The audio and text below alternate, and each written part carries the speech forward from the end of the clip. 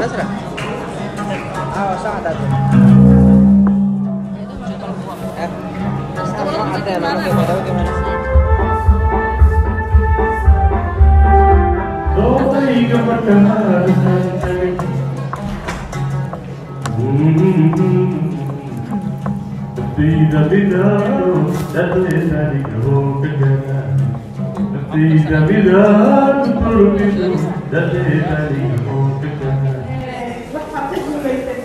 مريم أحمد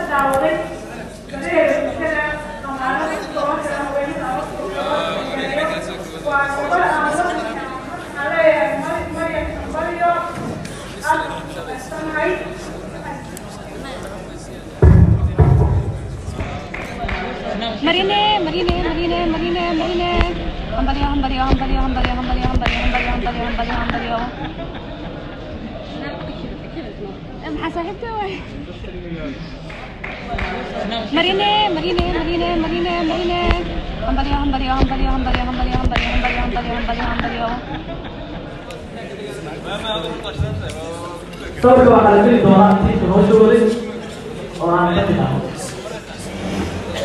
Cho nên là nó tập tôi nói cái mà học ra là sinh ra, rồi thì cái gì thì là mình cũng phải